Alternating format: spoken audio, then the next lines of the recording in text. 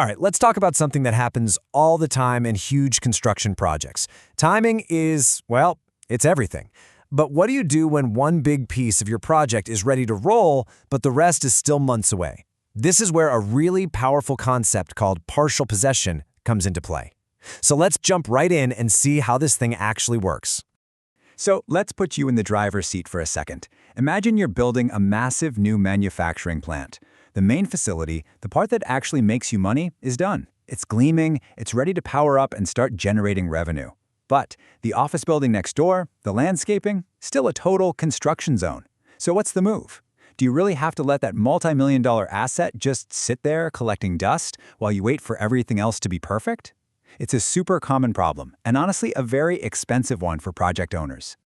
Okay, so instead of looking at this as a headache, what if we flip the script and see it as a huge opportunity? I mean, getting your hands on finished parts of a project early could mean starting up your business, bringing in cash, or just, getting a return on your investment way sooner than planned. But to actually grab that opportunity, you've got to understand two really important ideas in your contract. First up, you've got something called sectional completion. Now, this is the super organized, plan everything in advance method. The best example? Think about a big new housing development. The contract is going to spell it out perfectly clearly. Phase 1, the first 20 houses, will be handed over by June. Phase 2, the next 20, will be done by December. It's all laid out in black and white right from the get-go. And then you've got its more flexible cousin, partial possession. This is your go-to for those unexpected wins. Let's say that factory we talked about finishes way ahead of schedule, but nobody planned for that in the contract. Well, as the owner, you can ask to take it over early. But here's the catch. Since it wasn't pre-agreed, the contractor has to say yes. It's a deal you make on the fly. So when you put them side by side, the difference becomes crystal clear, right? Sectional completion is all about planning ahead. It's written into the DNA of the contract from day one.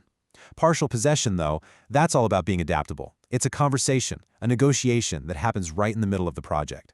So if you remember one thing, it's this. One is planned, the other is agreed upon when you need it. Now here's where it gets really interesting. Whether you planned for it or not, taking over a piece of the project isn't just about getting a new set of keys. Oh no, it sets off a huge financial ripple effect. It triggers a whole chain of events, both legally and financially, that everybody, the owner and the contractor, needs to be totally prepared for. So here's how the money side of things breaks down. Each of these sections basically turns into its own little mini project. That means it gets its own completion date, and this is the really big one, its own financial timeline, what we call an S-curve. And that means that payments, and maybe most importantly, the release of retention money, are now tied to finishing that specific section, not the whole shebang. And trust me, getting that retention money back is a huge deal for the contractor. So what is it? Well, retention is just a percentage of every payment, usually around 3 to 5%, that the owner holds onto. It's basically an insurance policy, an incentive for the contractor to finish the job right and fix any little issues. By handing over a section early, the contractor gets a big chunk of that section's retention cash back right away. And that is a massive, massive boost to their cash flow. But it's not just about money. The second the owner takes possession, there's this massive handover of risk and responsibility. Suddenly, the owner is on the hook for insuring and securing that area. The warranty period, what's called the defects liability period, starts its countdown for that section. And for the contractor, this is huge. The threat of paying penalties or liquidated damages for being late on that specific part, it just vanishes. Okay, but here's the catch. This is exactly where the wonderful flexibility of partial possession can turn into a real double-edged sword. If your contract language isn't absolutely 100% crystal clear about what's being handed over and how, well, you are walking into a legal minefield. And I'm not just being dramatic. Take a look at this real-world court case. Bushwall Properties versus Vortex Properties. The contract used this phrase that sounds totally fine on the surface, a proportionate portion of the land. But what on earth does that actually mean? A proportion of what? The court looked at it and basically said, we have no idea, and the entire agreement was tossed out. It was too vague to even enforce. So the takeaway here is absolutely critical. Vague words in a contract don't just cause confusion. They can make the whole thing worthless. Precision isn't just a nice to have. It's the very bedrock of the agreement. A fuzzy clause about partial possession could put millions of dollars of work at risk and leave everyone completely exposed. So remember this, clarity is your only real protection. So when you pull this all together, you start to see that partial possession and sectional completion aren't just boring clauses buried in a contract. Not at all.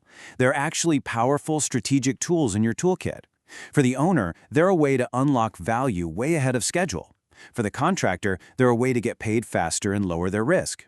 They are the levers you can pull to manage the three things that matter most on any project: time, money, and risk. And that brings us to our really fascinating final thought to chew on. This whole process, it's this delicate balance of opportunity and responsibility, isn't it? It lets one side get value early, while the other gets some much-needed financial relief.